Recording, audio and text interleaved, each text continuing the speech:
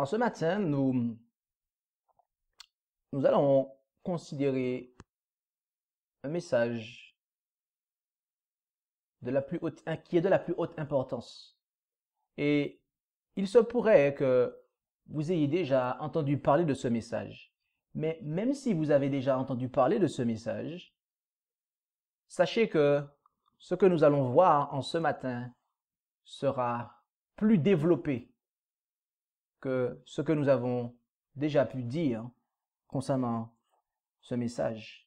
Mais avant d'ouvrir la parole de Dieu, pour savoir de quoi il s'agit, je vous inviterai à vous prosterner avec moi pour demander à notre Seigneur et Sauveur, à notre Dieu et Père, son Esprit Saint pour comprendre.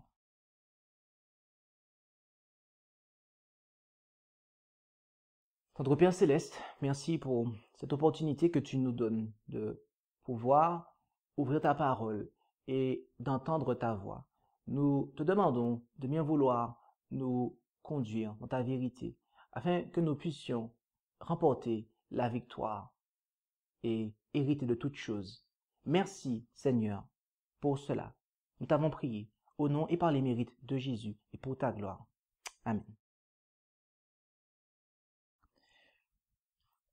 Être préparé pour le retour de Jésus devrait être l'objectif de tout adventiste. Mais que signifie être prêt pour le retour de Jésus? Qu'est-ce que cela signifie en réalité? Qu'est-il attendu des croyants des derniers jours quant à cela? Jésus déclara dans Luc chapitre 18, je vous invite à vous rendre avec moi dans Luc 18, l'évangile selon Luc, chapitre 18, et nous lirons la deuxième partie du verset 8, Luc, chapitre 18, et la deuxième partie du verset 8, où Jésus déclara, « Mais quand le Fils de l'homme viendra, trouvera-t-il la foi sur la terre ?» Supposons que je dise à ma femme, « Vais-je trouver le repas préparé quand je rentrerai ?» Je lui laisse ainsi entendre par là que j'espère voir le repas prêt quand je rentrerai. Et voyez-vous, mes amis, ce fut la même chose pour Jésus. En parlant de son retour, il laissa entendre à ses auditeurs qu'il espérait voir la foi vivante quand il reviendrait. Et cette question de Jésus que nous avons lue en Luc 18, verset 8, est reliée à l'événement décrit au verset 14 du 14e chapitre de l'Apocalypse, où nous lisons « Je regardais encore, et voici, il y avait une nuée blanche, et sur la nuée, quelqu'un assis qui ressemblait au Fils de l'homme, ayant sur sa tête une couronne d'or et en sa main une faux tranchante. » Et j'ai lu ici Apocalypse, chapitre 14, verset 14. Et voyez-vous, avant que cet événement se produise, j'en vis un groupe de personnes ayant deux caractéristiques. En effet, au verset 12 du même chapitre, nous lisons que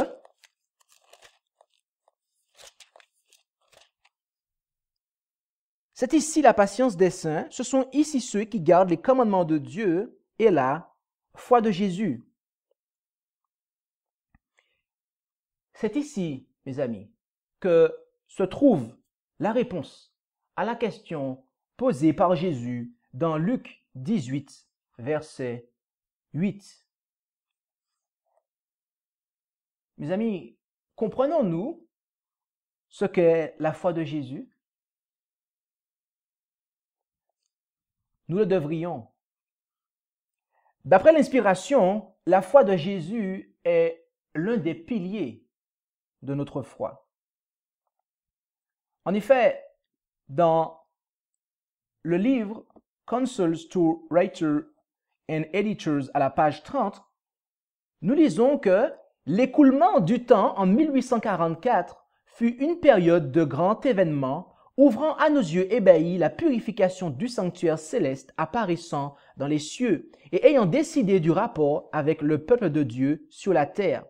Aussi, les messages du premier et du deuxième ange ainsi que du troisième déployèrent la bannière sur laquelle étaient inscrits les commandements de Dieu et la foi de Jésus.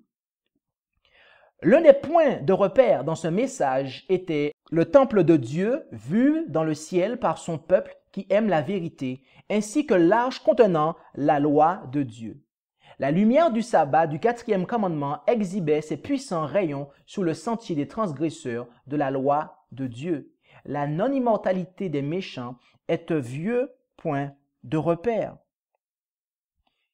Mes amis, devrions-nous comprendre la foi de Jésus? Oui, nous le devrions, mes amis.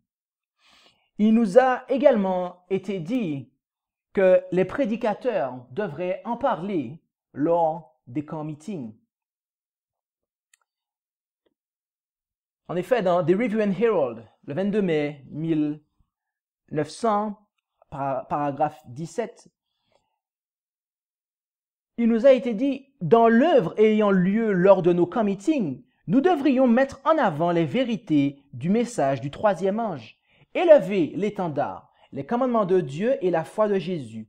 Faites de cela le thème important. Ensuite, entourez-le par de puissants arguments et rendez-le encore plus vigoureux. Insistez davantage sur l'Apocalypse. Lisez, expliquez et appliquez ces enseignements. Mes amis, comprenons-nous la foi de Jésus?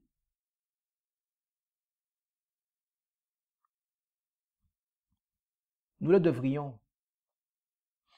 Lorsque nous considérons le message du troisième ange, nous voyons que les commandements de Dieu et la foi de Jésus sont opposés à la marque de la bête et son image. En d'autres termes, éviter la marque de la bête et de son image signifie garder les commandements de Dieu et la foi de Jésus. Donc, l'observation des commandements de Dieu et de la foi de Jésus est la seule manière d'éviter la marque de la bête et de son image. Mes amis, comprenons-nous la foi de Jésus? Nous le devons.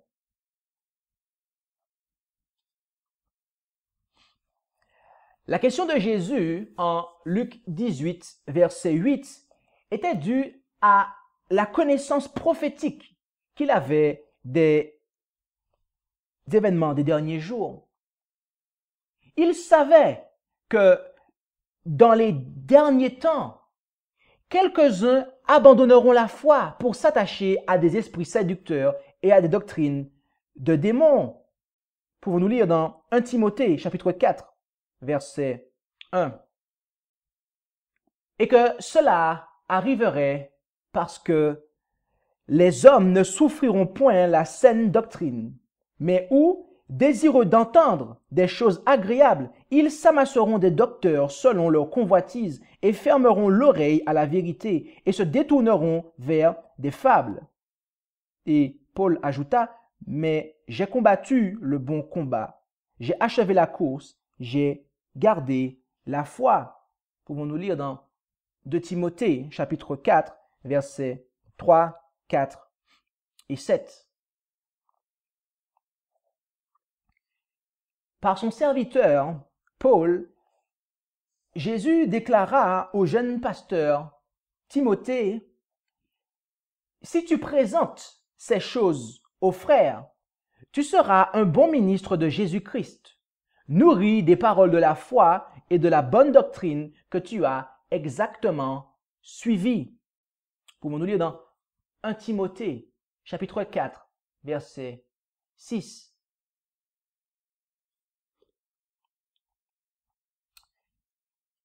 Affermir les croyants dans la foi est le devoir de base des serviteurs de la parole.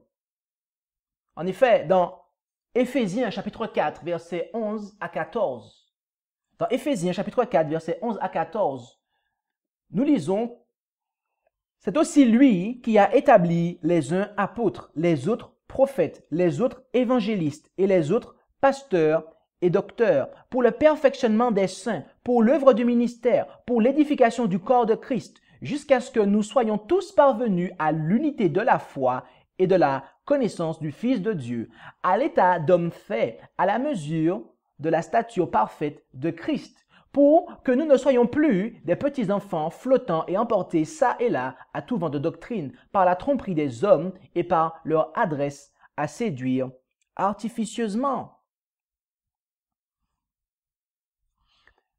Après avoir lu ces paroles de la plume de l'apôtre Paul, nous pouvons remarquer que lorsqu'il emploie le terme « foi », il signifie par là doctrine.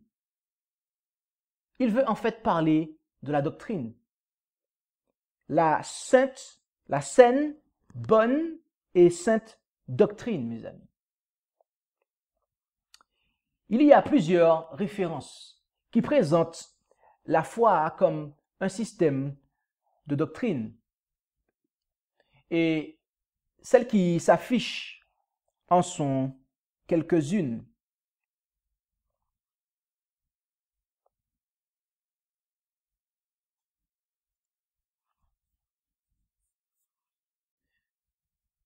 Ainsi, si la foi est égale aux enseignements ou à la doctrine, alors la foi de Jésus doit être égale ou doit signifier les enseignements ou la doctrine de Jésus. Telle était la compréhension qu'avaient les pionniers adventistes.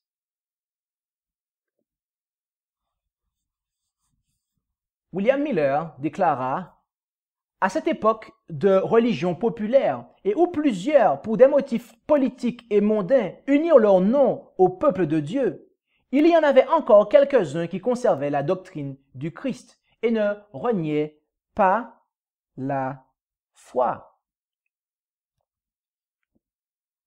Joseph Harvey Waggoner déclara, « La foi de Jésus couvre l'ensemble du système de remédiation, l'Évangile, et inclut toutes les doctrines et tous les devoirs particuliers de l'Évangile. » Joseph Bates, quant à lui, déclara, « Il me semble à présent que nous pouvons comprendre Jean dans le texte. Ce sont ici ceux qui gardent les commandements de Dieu, les 10 qu'il écrivit sur les tables de pierre, et la foi de Jésus, ce qu'il enseigna à ses disciples, tel que dans les dernières instructions précédentes. » Le pasteur Uriah Smith, quant à lui, déclara à ce propos, « les 10 commandements, sont les commandements de Dieu auxquels nous amène le troisième message d'Apocalypse 14 en rapport avec la foi de Jésus, laquelle comprend tous les enseignements et les préceptes du Christ et de ses disciples dans le Nouveau Testament. » Et il cite Apocalypse 14, verset 12. Et Ellen G. White, quant à elle, déclara, « J'ai vu que les frères et sœurs n'avaient pas compris la foi de Jésus dans sa vraie lumière. Ils ont enseigné que cela était la guérison des malades, etc. Il ne s'agit pas simplement de guérir les malades, mais il s'agit de tous les enseignements de Jésus dans le Nouveau Testament, les commandements de Dieu et la foi de Jésus. Je vis que c'était l'ensemble du Nouveau Testament, lequel fait le récit de Jésus. Avez-vous déjà entendu beaucoup d'adventistes du 7e jour modernes ou des croyants, des chrétiens, d'autres dénominations enseigner cela aussi clairement et ouvertement que ce que nous venons de voir, mes amis? Pour ma part, la réponse est non. Mais pourquoi un tel état de choses? Certainement parce que cela implique la doctrine du Fils de Dieu. En Jean, chapitre 5, versets 17 et 18, je vous invite à vous rendre avec moi en Jean, chapitre 5, versets 17 et 18. Jean, chapitre 5, versets 17 et 18.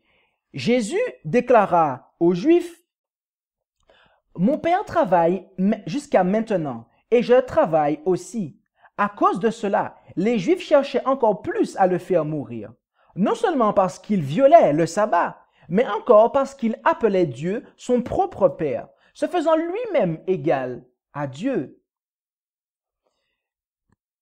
Jésus était en train d'enseigner les Juifs concernant sa filialité, c'est-à-dire le fait qu'il soit le Fils de Dieu. Et mes amis, voyez-vous, cela était une partie de sa doctrine. Et c'est pour cela que Jésus déclara plus loin, au chapitre 7 du même évangile, je vous invite à vous rendre avec moi maintenant dans Jean chapitre 7, et lisons les versets 14 à 16. Vers le milieu de la fête, Jésus monta au temple et il enseignait. Et les Juifs étaient étonnés et disaient, « Comment cet homme connaît-il les Écritures, ne les ayant point apprises? » Jésus leur répondit, « Ma doctrine n'est pas de moi, mais de celui qui m'a envoyé. » Quelle était la doctrine que le Père donna à Jésus? Quelques-uns pourraient dire, « Oh, nous n'étions pas dans l'éternité avec eux, donc nous ne pouvons pas le savoir. » Lorsqu'une armée doit envoyer quelqu'un en mission en pays étranger, ce missionnaire sera instruit avant de quitter son pays, n'est-ce pas?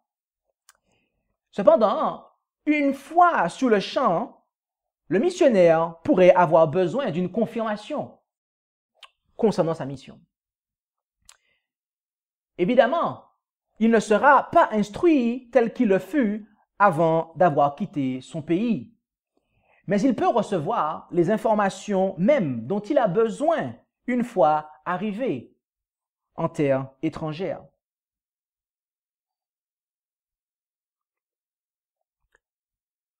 Avant de venir sur terre, Dieu a dit beaucoup de choses à Jésus. Mais la Bible rapporte que le Père déclara à Jésus, « Car auquel des anges Dieu a-t-il jamais dit, tu es mon fils, je t'ai engendré aujourd'hui, et encore, je serai son Père et il sera mon fils. » Lisons-nous dans Hébreux, chapitre 1, verset 5.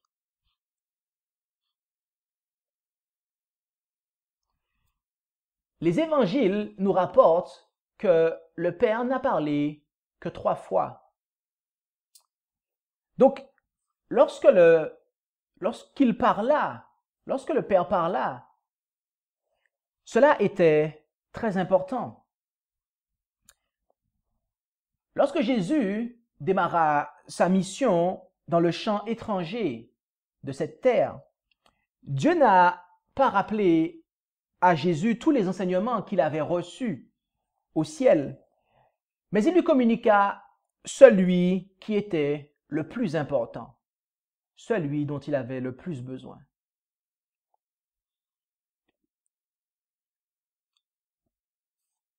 Dans Matthieu, chapitre 3, verset 17, Matthieu, chapitre 3, verset 17, nous trouvons cet enseignement. Et il se lit comme suit. Celui-ci est mon fils bien-aimé en qui j'ai pris plaisir.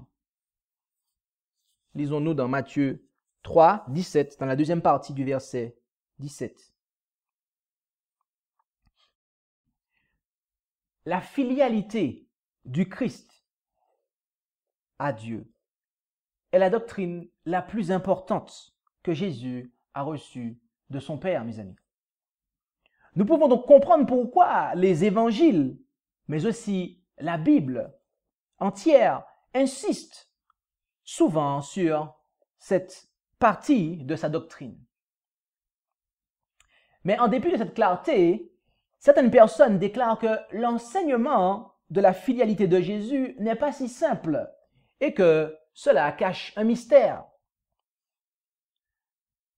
Dans Jean chapitre 18 et au verset 20, lorsque le souverain sacrificateur l'interrogea concernant sa doctrine, regardons ce que Jésus lui répondit. Jean 18 et au verset 20, Jésus lui répondit, « J'ai parlé ouvertement au monde. J'ai toujours enseigné dans la synagogue et dans le temple, où les Juifs s'assemblent de toutes parts. Et je n'ai rien dit en cachette. Pourquoi m'interroges-tu? Interroge ceux qui ont entendu ce que je leur ai dit. Ces gens-là savent ce que j'ai dit. » Le mot « ouvertement » dans ce passage vient du terme grec parrhesia, lequel peut signifier franchise, franchement, publicité, librement, clairement, ouvertement. Pouvons-nous lire dans le Strong's Dictionary au numéro G3954.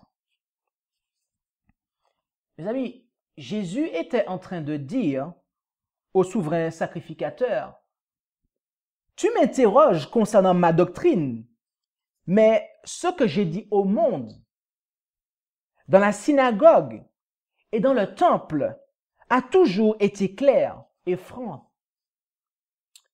Et cela est tellement vrai que ceux qui m'ont entendu sont eux-mêmes capables de t'enseigner ma doctrine. » Mes amis, voici la doctrine qui vient de Jésus. Elle est si claire, cette doctrine, et elle est si franche que quiconque l'entend des lèvres de Jésus est capable d'enseigner sa foi, la foi de Jésus. Il n'y avait pas de mystère dans la bouche de Jésus, notamment quant à sa filialité. Mais les théologiens mondains de nos jours déclarent que non, la doctrine de Jésus concernant sa filialité n'est pas aussi claire et si franche que cela. Il joue le rôle du Fils, mais il est en réalité la seconde personne de la Trinité. Les personnes illettrées ne peuvent pas comprendre cela.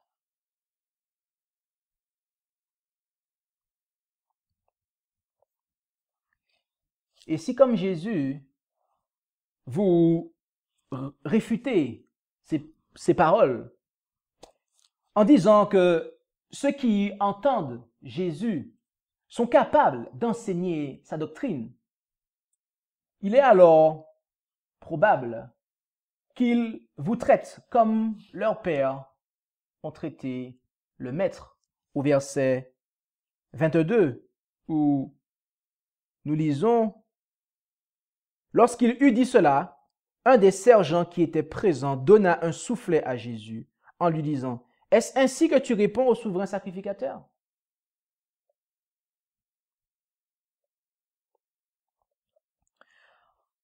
En d'autres termes, ceux qui ont appris de Jésus sont en train de dire de ces théologiens, ce sont vos enseignements qui empêchent à la véritable doctrine d'être enseignée.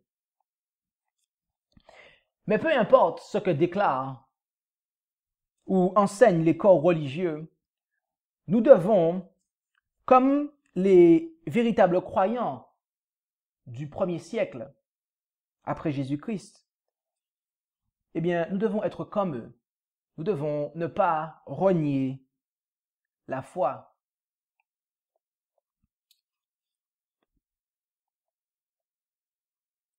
Dans Apocalypse, chapitre 2, et au verset 12 et 13, nous lisons Apocalypse, chapitre 2, versets 12 et 13. Nous lisons, « Écris aussi à l'ange de l'église de Pergame. Voici ce que dit celui qui a l'épée aiguë à 2 tranchants. Je connais tes œuvres et le lieu que tu habites, où Satan a son trône, et tu retiens mon nom, et tu n'as point renié ma foi. Même au jour où Antipas, mon fidèle martyr, a été mis à mort au milieu de vous, où Satan habite. » Le commentaire du pasteur Uriah Smith sur ces versets mérite notre attention. Dans le livre Daniel and Revelation, à la page 354 et 355, il déclara « Le mot Pergame signifie élevé, élévation. La période couverte par cette église peut être située à partir des jours de Constantin, ou plutôt à partir de sa prétendue conversion au christianisme en 323 après Jésus-Christ, jusqu'à l'établissement de la papauté en 538 après J.C.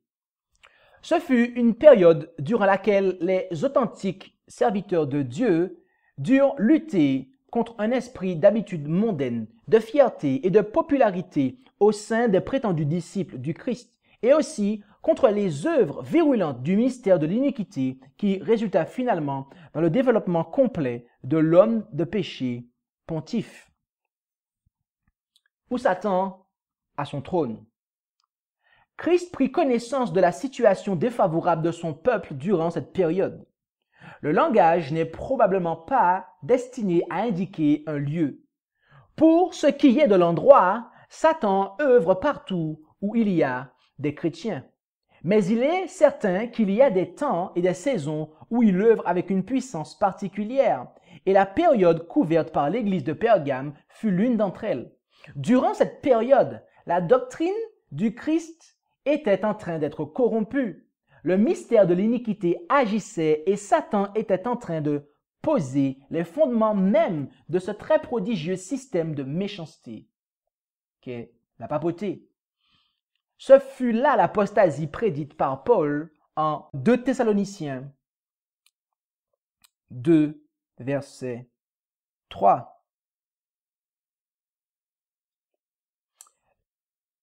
Il nous a dit que la foi de Jésus a été corrompue par le mystère de l'iniquité, c'est-à-dire la papauté.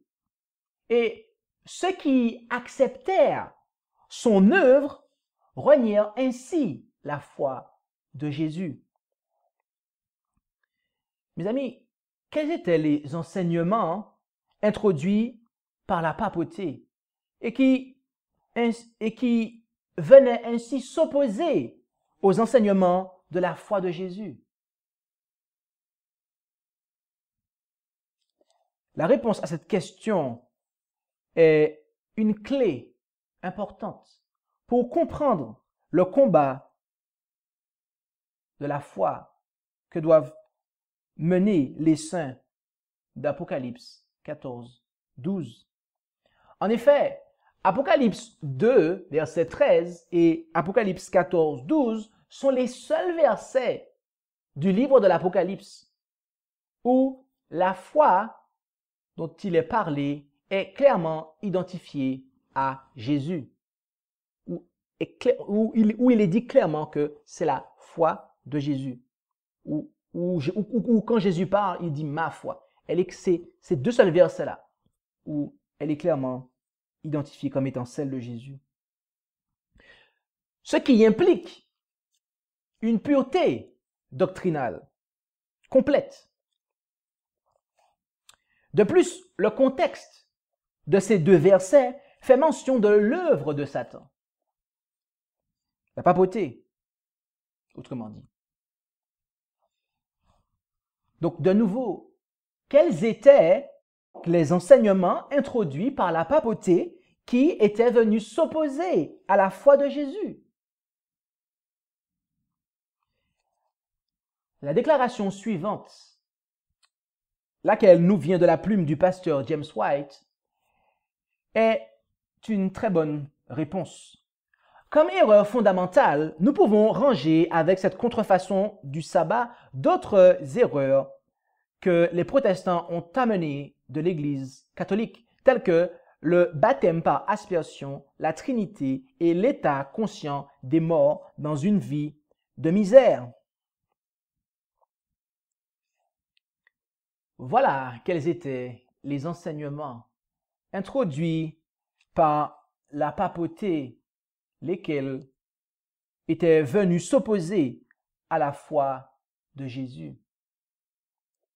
Et ceux qui acceptèrent ces enseignements ont renié la foi de Jésus. Mes amis, pensez-vous que ce qui constitua un reniement, une renonciation à la foi de Jésus durant les premiers siècles constituera également un reniement, une renonciation à la foi de Jésus à l'époque d'Apocalypse 14, 12? Moi, je le crois. Je le pense, tout comme le pasteur James White. La masse qui a tenu ces erreurs fondamentales l'a sans doute fait par ignorance. Mais peut-on supposer que l'Église du Christ amènera avec elle ces erreurs jusqu'à ce que les scènes du jugement fassent irruption sur la terre? Nous ne le pensons pas.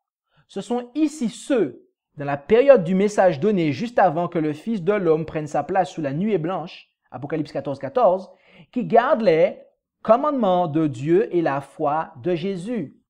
Cette classe qui vit juste avant le second avènement ne gardera pas les traditions des hommes et ne maintiendra pas d'erreurs fondamentales relatives au plan du salut par Jésus-Christ. Et comme la vraie lumière brille sur ces sujets et qu'elle est rejetée par la masse, alors la condamnation tombera sur eux. Et cette heure solennelle et redoutable approche à grands pas.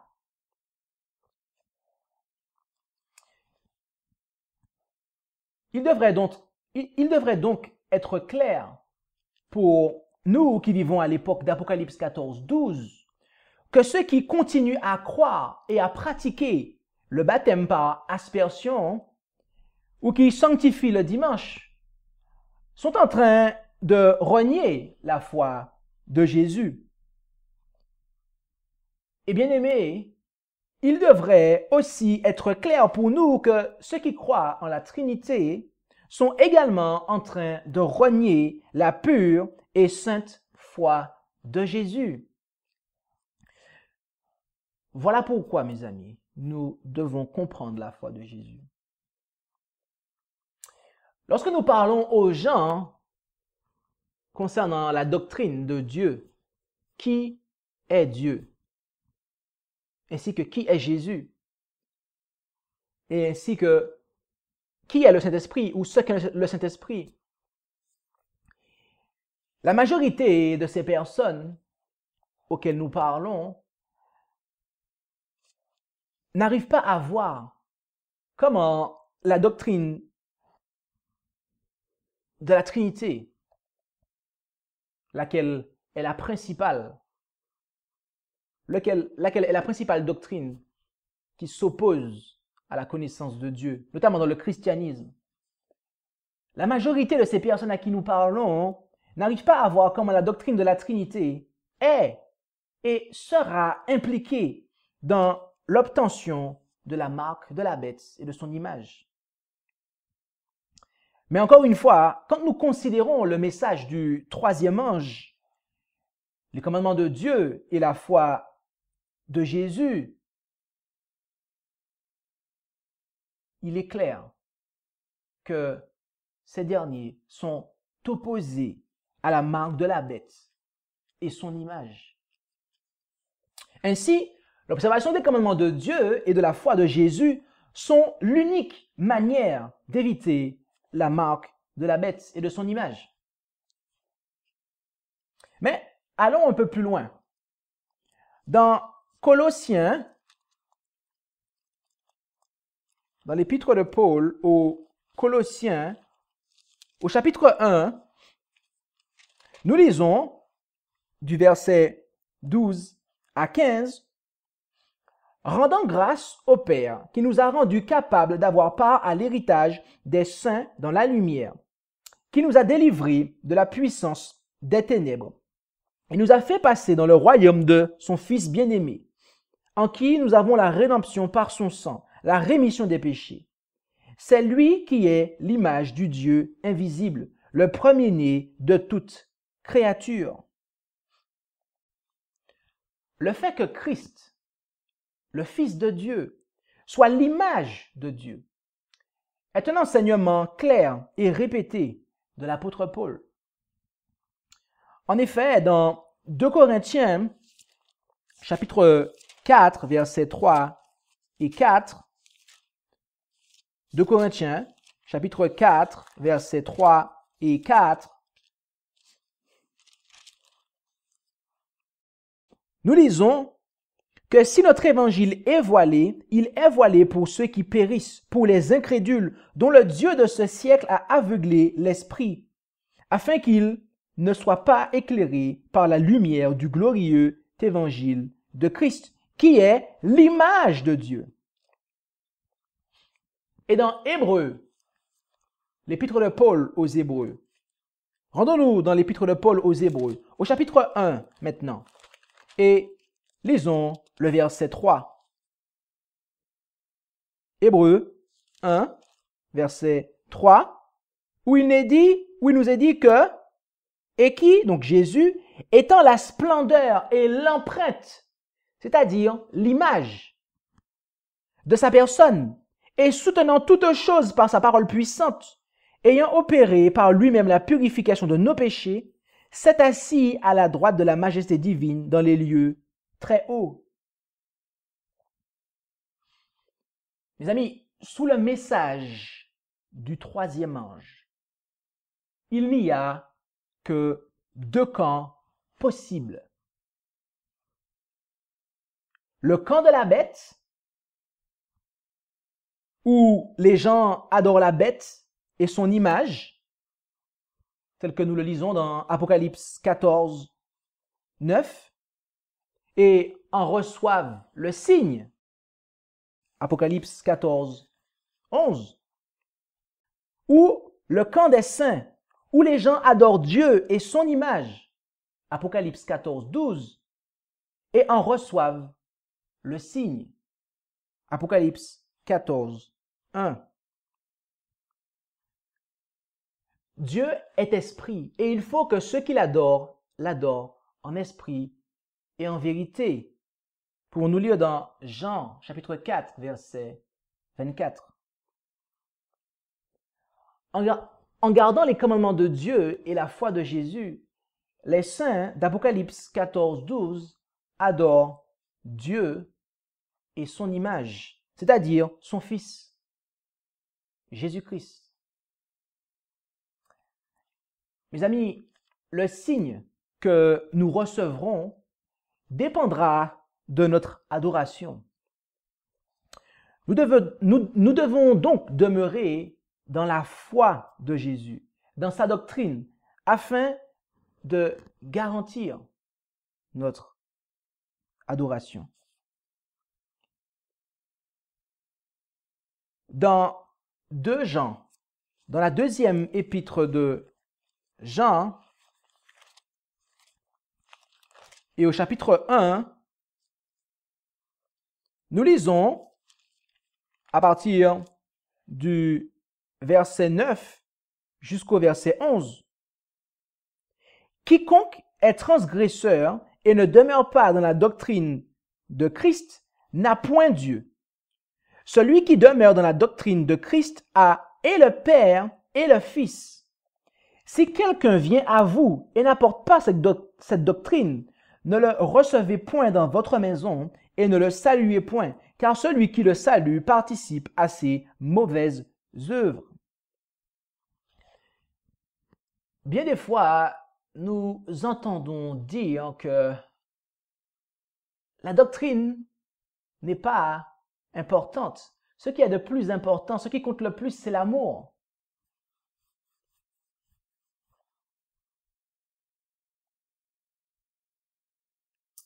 Mais les personnes qui disent cela, ces prédicateurs-là qui enseignent cela, mes amis, ils ne vous diront jamais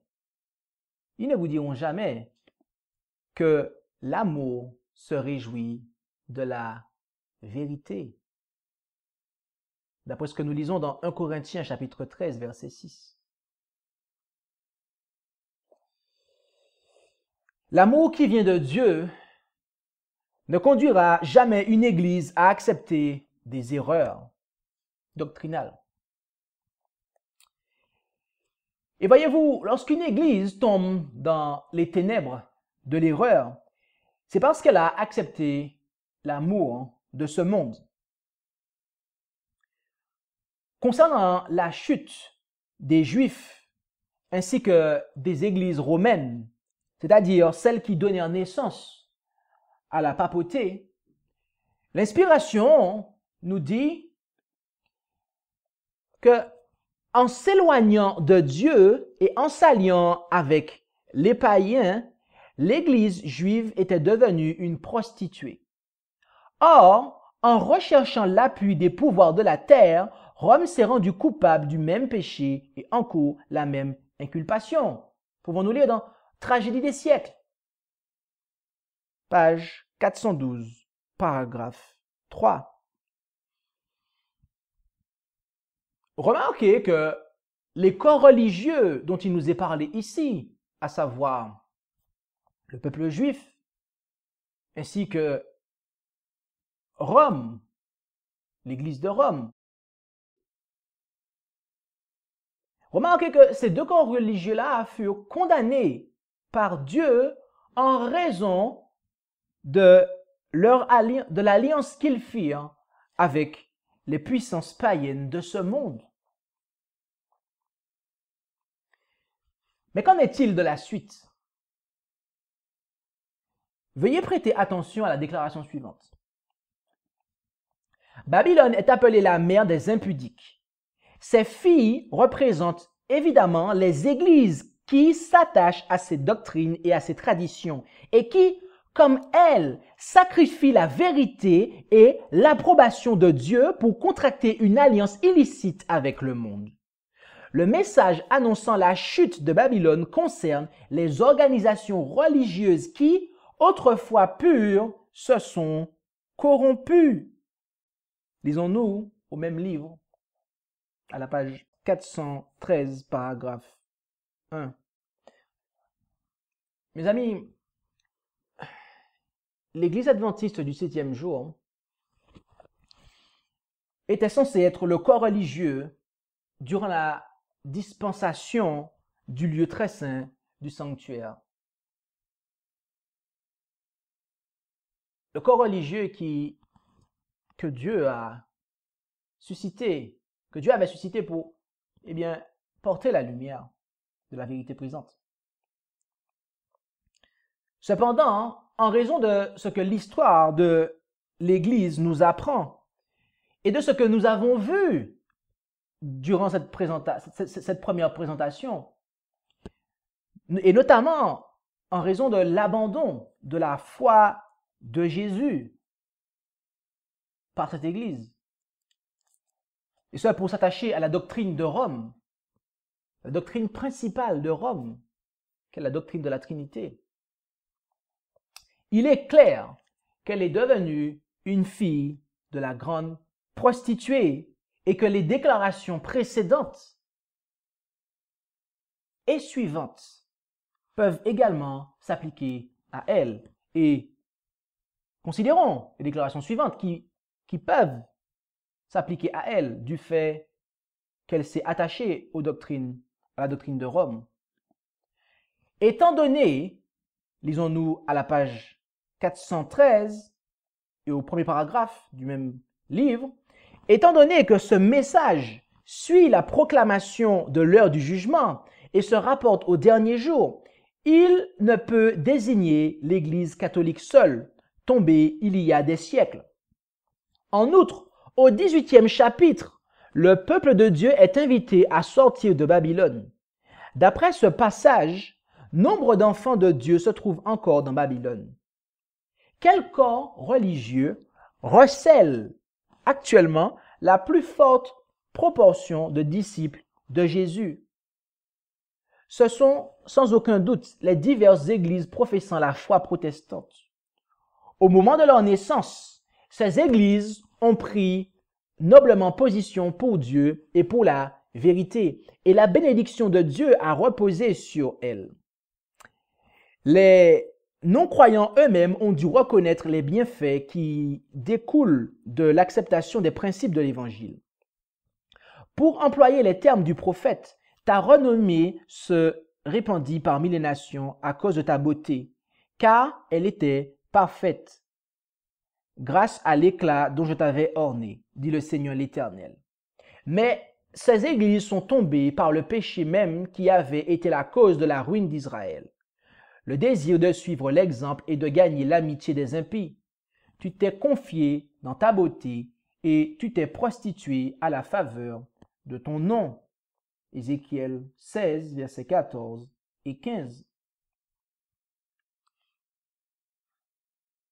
Cela est terrible.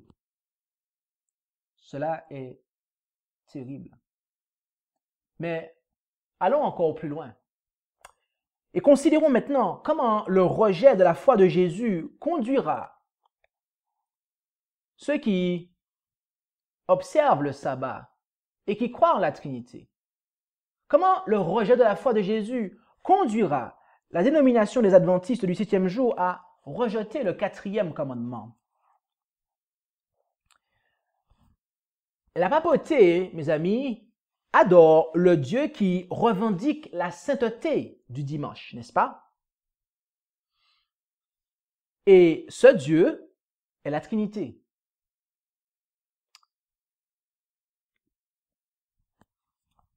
Le révérend Henry Tuberville, dans The Douay Catechism, à la page 125, déclara suite à la question 1092, qui dit « Qu'est-ce que le dimanche ou jour du Seigneur en général ?»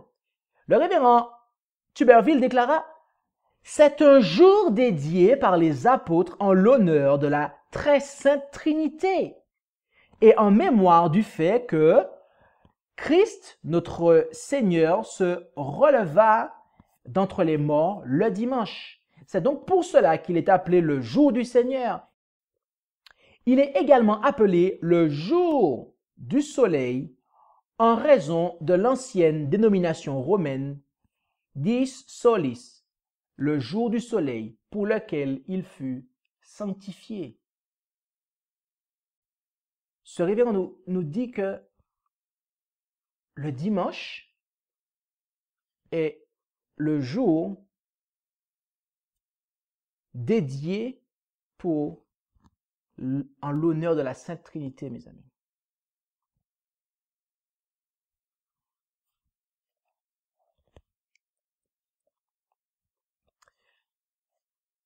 Afin d'être en harmonie avec son nouveau jour de repos,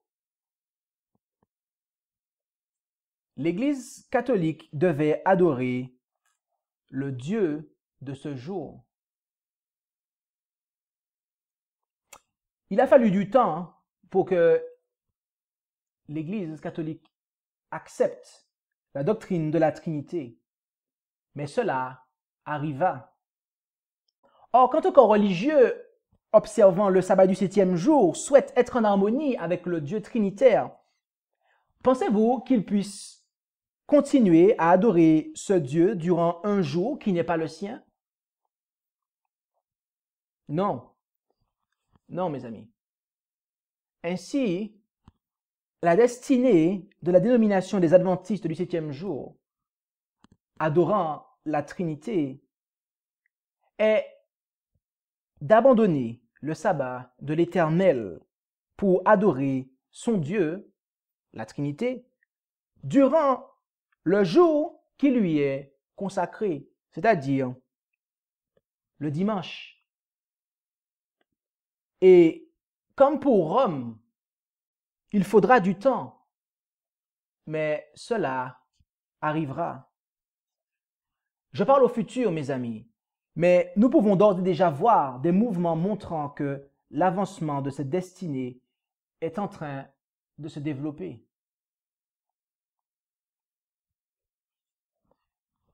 Pouvez-vous maintenant voir comment la doctrine de la Trinité, mais aussi toute fausse conception du véritable Dieu et de son Fils, est en train de préparer un peuple à recevoir la marque de la bête et de son image? Mes amis, en raison du fait qu'elle soit devenue une fille de la grande prostituée, en acceptant, entre autres, la doctrine de la Trinité, les membres de la dénomination adventiste du 7e jour, aussi bien que les autres groupes chrétiens, ont besoin que nous les servions. Ils ont besoin du message des 3 anges. Et ça parce que Dieu a un peuple nombreux dans les rangs de ses corps religieux.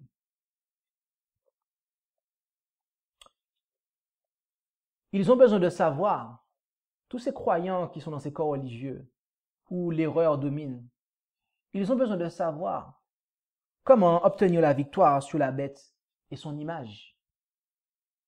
Ils ont besoin de connaître que la victoire qui a vaincu le monde, c'est notre foi. Qui est celui qui est victorieux du monde, sinon celui qui croit que Jésus est le Fils de Dieu?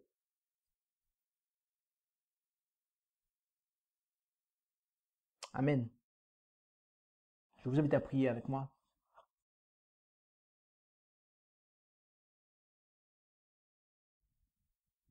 Notre Dieu, notre Père, merci pour ce que tu nous as montré dans ta parole. Nous désirons avoir cette foi de Jésus, cette pureté doctrinale, afin que nous soyons dignes de te représenter et que nous soyons à même de pouvoir porter le message à ton peuple qui se trouve dans la confusion et qui est en train de boire le vin de Babylone.